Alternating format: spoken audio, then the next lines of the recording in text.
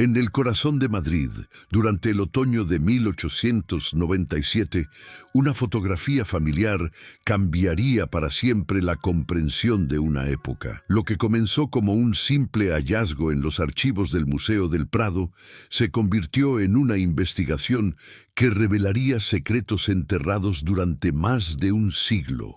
La España de finales del siglo XIX era un país en transformación. Las calles empedradas de Madrid resonaban con el sonido de los carruajes tirados por caballos, mientras las primeras luces eléctricas comenzaban a iluminar tímidamente las avenidas principales. Era una sociedad marcada por profundas divisiones sociales, donde las apariencias lo eran todo y los secretos familiares se guardaban celosamente detrás de fachadas impecables. Si te fascinan las historias del pasado que nos revelan verdades ocultas, no olvides suscribirte a nuestro canal para no perderte las próximas historias macabras que el tiempo ha intentado sepultar. La doctora Elena Vázquez ajustó sus gafas mientras examinaba con lupa la fotografía sepia que tenía frente a ella. Como historiadora especializada en la España del siglo XIX, había visto miles de retratos familiares de la época, pero algo en esta imagen particular llamó su atención de inmediato. La fotografía mostraba a la familia Mendoza Herrera, una de las más prominentes de la alta sociedad madrileña de 1897. En el centro de la composición se encontraba don Francisco Mendoza Herrera, un hombre de unos 45 años, con barba cuidadosamente recortada y vestido con un elegante traje de 3 piezas. Su postura era rígida, como era común en las fotografías de la época, debido a los largos tiempos de exposición. A su lado, con la mano delicadamente posada sobre el hombro de él, estaba doña Isabella, su esposa, una mujer de belleza refinada enfundada en un vestido de seda azul marino con intrincados bordados. Los 3 hijos completaban el retrato familiar. Carmen, de 16 años, con su cabello recogido en un elaborado peinado de la época. Miguel,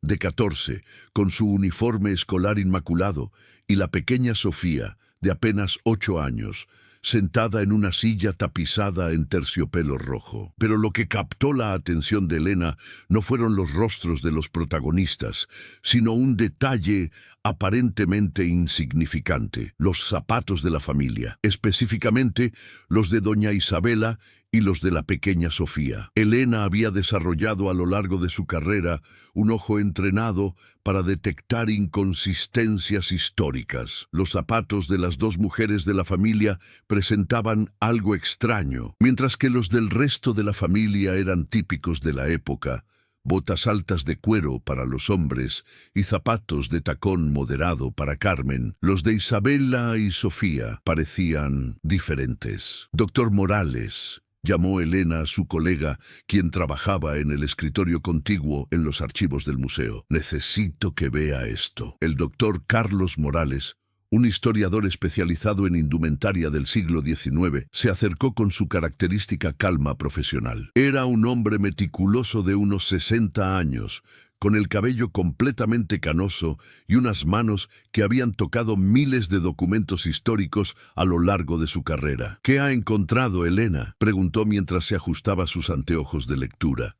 Elena señaló los pies de las 2 mujeres en la fotografía. Observe los zapatos de doña Isabela y de la niña pequeña. ¿No le parecen anacrónicos? Carlos se inclinó sobre la imagen, utilizando su propia lupa para examinar los detalles que Elena había señalado. Sus ojos, entrenados por décadas de investigación, comenzaron a fruncir el ceño mientras procesaba lo que veía. «Esto es peculiar», murmuró después de varios minutos de silenciosa observación. «Los zapatos de Isabela parecen tener una suela mucho más gruesa de lo normal para 1897. Y fíjese en el diseño. Hay algo en la construcción que no corresponde con la moda de la época». Elena asintió, sintiendo una mezcla de emoción y preocupación. En su experiencia, cuando algo parecía fuera de lugar en un documento histórico, usualmente había una razón más profunda y a menudo perturbadora. Y los de la niña, continuó Carlos. Observe la altura de los zapatos. Son más altos de lo normal, casi como si... Se detuvo abruptamente, como si no quisiera verbalizar lo que su mente profesional estaba comenzando a concluir. «¿Como si qué?», presionó Elena, aunque tenía la sospecha de que ella misma estaba llegando a la misma conclusión inquietante. «Como si estuvieran diseñados para compensar alguna deficiencia física», terminó Carlos en voz baja. El silencio se apoderó del archivo por un momento. Ambos historiadores entendían las implicaciones de lo que acababan de descubrir. En la España de 1897, las familias aristocráticas guardaban celosamente cualquier imperfección que pudiera manchar su reputación social. Las discapacidades físicas, especialmente en mujeres, eran consideradas vergüenza familiar. Elena sintió un escalofrío recorrer su espina dorsal. No era solo el misterio académico lo que la inquietaba, sino la comprensión creciente de que podrían estar mirando evidencia de algo mucho más siniestro que una simple peculiaridad de moda. «Necesitamos más información sobre esta familia», dijo Elena, ya organizando mentalmente su plan de investigación. «Registros médicos, certificados de defunción, cualquier documentación que pueda existir en los archivos municipales». Carlos asintió, pero su expresión mostraba la misma preocupación que Elena sentía. «Voy a contactar a mi colega en el Archivo Histórico Nacional. Si hay registros sobre los Mendoza Herrera, él podrá localizarlos». Mientras Carlos se dirigía a hacer las llamadas necesarias, Elena permaneció estudiando la fotografía. Había algo más que la inquietaba, algo en las expresiones de los rostros que no había notado inicialmente. Don Francisco parecía tenso, más allá de la rigidez típica de las fotografías de la época. Sus ojos, aunque dirigidos hacia la cámara, parecían esconder una profunda preocupación. Pero era en el rostro de doña Isabela donde Elena detectaba la mayor angustia. Aunque intentaba mantener la composure típica de una dama de su posición social, había una tristeza palpable en sus ojos, una resignación que hablaba de secretos dolorosos y decisiones difíciles. La pequeña Sofía, sin embargo, mostraba una expresión que Elena encontraba más perturbadora aún.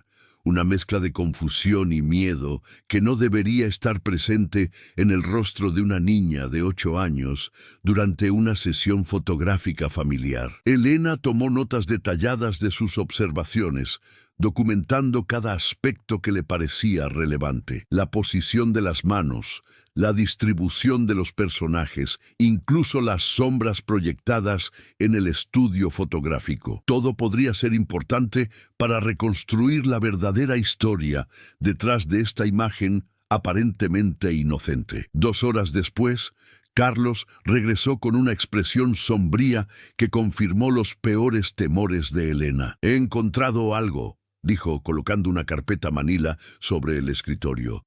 «Los registros de la familia Mendoza Herrera están incompletos, pero lo que encontré es perturbador». Abrió la carpeta y extrajo varios documentos amarillentos por el tiempo. Certificados de nacimiento, registros de bautismo, algunos documentos legales.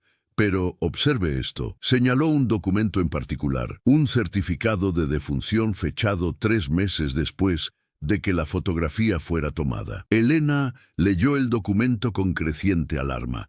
Sofía Mendoza Herrera, fallecida el 15 de enero de 1898, causa de muerte. Se detuvo, sintiendo que el aire se escapaba de sus pulmones. Desnutrición severa y complicaciones relacionadas, terminó Carlos por ella. Una niña de 8 años, de una familia aristocrática que muere de desnutrición, en pleno Madrid, en 1897, ambos historiadores intercambiaron miradas cargadas de implicaciones. La desnutrición en familias adineradas no era accidental. Era el resultado de negligencia deliberada o, peor aún, de abuso sistemático.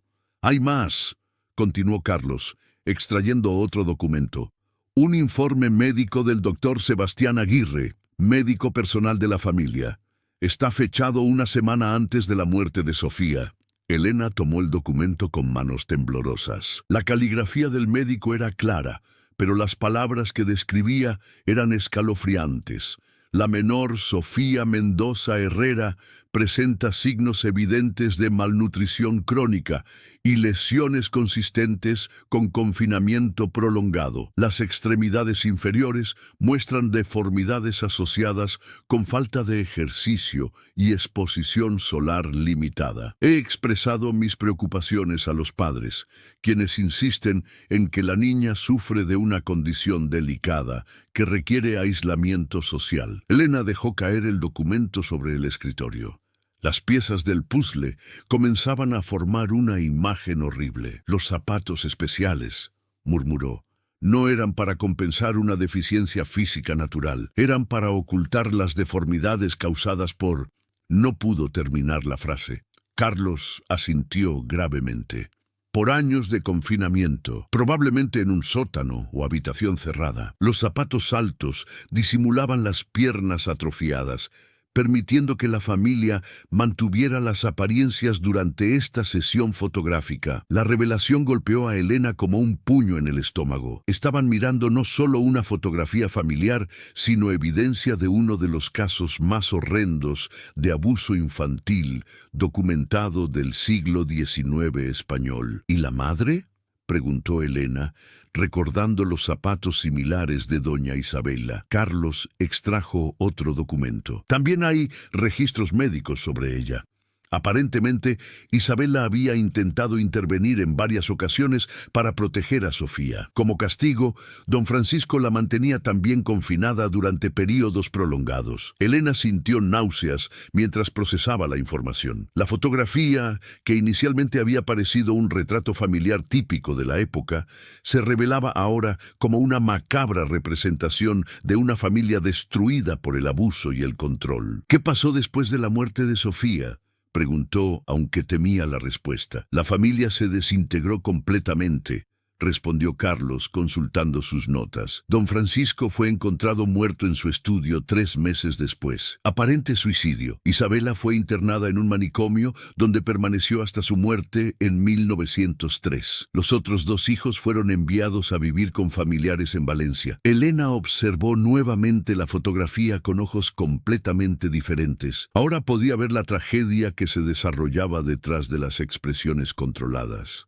La tensión en el rostro de don Francisco no era nerviosismo por la fotografía, sino la presión de mantener una fachada mientras ocultaba crímenes horribles. La tristeza de Isabela no era melancolía aristocrática, sino el dolor de una madre incapaz de proteger a su hija. Y la confusión en los ojos de Sofía era el miedo de una niña que no entendía por qué su propia familia la trataba como un secreto vergonzoso. Necesitamos documentar esto apropiadamente, dijo Elena, recuperando su composure profesional a pesar de la conmoción emocional. Esta fotografía representa más que una curiosidad histórica. Es evidencia de un crimen que nunca fue procesado por la justicia. Carlos estuvo de acuerdo. Voy a contactar a la Universidad Complutense. Creo que el Departamento de Historia Social estará muy interesado en este caso. Podría ser parte de un estudio más amplio sobre el abuso infantil en las familias aristocráticas del siglo XIX. Mientras Carlos hacía los arreglos necesarios, Elena no pudo apartar su mirada de la pequeña Sofía en la fotografía. En sus ojos veía no solo a una víctima de hace más de un siglo, sino un recordatorio doloroso de que los secretos familiares más oscuros a menudo se ocultan detrás de las fachadas más respetables. La investigación continuó durante las semanas siguientes. Elena y Carlos descubrieron que el caso de los Mendoza Herrera no era único. Los archivos revelaron varios casos similares en familias aristocráticas de la época, donde niños con discapacidades reales o percibidas eran mantenidos ocultos de la sociedad para preservar el honor familiar. Elena escribió extensamente sobre el caso, contextualizado dentro de las presiones sociales de la España del siglo XIX. Su artículo, titulado Secretos detrás del retrato, Abuso infantil en la aristocracia española del siglo XIX, se convirtió en una referencia académica importante y ayudó a arrojar luz sobre un aspecto oscuro de la historia social española. Pero más allá del valor académico, Elena sintió que había logrado algo más importante. Había dado voz a Sofía Mendoza Herrera, una niña cuya vida había sido brutalmente truncada por quienes debían protegerla y cuya historia había permanecido silenciada durante más de un siglo. El estudio fotográfico donde se tomó el retrato familiar fue identificado como el de don Ramón Puebla, uno de los fotógrafos más prestigiosos de Madrid en la década de 1890. Los registros de su estudio revelaron que la sesión había sido inusualmente tensa, con varios retrasos y interrupciones. Según las notas del fotógrafo, don Francisco había insistido en múltiples tomas, particularmente enfocándose en encuadrar correctamente los pies de la familia. Puebla había encontrado extraño el nivel de control que el patriarca ejercía sobre cada aspecto de la sesión, incluso dirigiendo personalmente la iluminación para asegurar que ciertos detalles permanecieran en las sombras. Elena también descubrió correspondencia entre Isabela y su hermana en Sevilla, cartas que revelaban la desesperación creciente de una madre atrapada entre la lealtad matrimonial y el instinto maternal. En una carta fechada 2 semanas antes de la sesión fotográfica, Isabela escribía: «Querida Carmen, no puedo seguir fingiendo que todo está bien. Francisco ha perdido completamente la razón en su obsesión por mantener las apariencias. Nuestra pequeña Sofía se desvanece ante mis ojos y yo soy impotente para salvarla. Esta fotografía que insiste en tomar será, temo, lo último que el mundo verá de nuestra hija». Las palabras proféticas de Isabela adquirieron un significado devastador cuando Elena las leyó en el contexto de lo que ahora sabían sobre el destino de la familia. La investigación también reveló que Miguel y Carmen, los hijos sobrevivientes, llevaron las cicatrices emocionales de su infancia traumática durante toda su vida. Miguel nunca se casó y se convirtió en un recluso, viviendo hasta 1954 en una pequeña casa en las afueras de Valencia. Carmen se casó joven pero nunca tuvo hijos, y según los registros de su confesor, nunca superó la culpa de haber sido incapaz de ayudar a su hermana menor. El doctor Sebastián Aguirre, el médico que había documentado el estado de Sofía, aparentemente luchó con su conciencia durante años después de la muerte de la niña. Sus diarios personales, descubiertos por Elena en el archivo de su nieto, revelaban su tormento interno. «He fallado no solo como médico, sino como ser humano. Documenté el abuso. Vi el sufrimiento de esa inocente criatura y, sin embargo, no tuve el valor de desafiar a una familia de tal posición social. Mi cobardía contribuyó a su muerte y ese peso acompañará mi alma hasta el día que muera». Aguirre murió en 1899, apenas un año después que Sofía, aparentemente de un ataque al corazón, aunque algunos registros sugieren que pudo haber sido suicidio. Elena se encontró profundamente afectada por la investigación. Durante meses después de publicar su artículo, tuvo pesadillas en las que veía el rostro de Sofía tal como aparecía en la fotografía, confundida, asustada, sin entender por qué las personas que se suponía debían amarla la trataban con tal crueldad. La fotografía original fue eventualmente donada al Museo de Historia de Madrid, donde se exhibe como parte de una exposición sobre la infancia en la España del siglo XIX. Junto a ella se presenta el contexto completo de la historia de los Mendoza Herrera, sirviendo como un recordatorio poderoso de que la historia no está compuesta solo por fechas y eventos políticos, sino por historias humanas profundamente personales, a veces hermosas, a veces trágicas. Carlos, quien había trabajado tan de cerca con Elena en la investigación,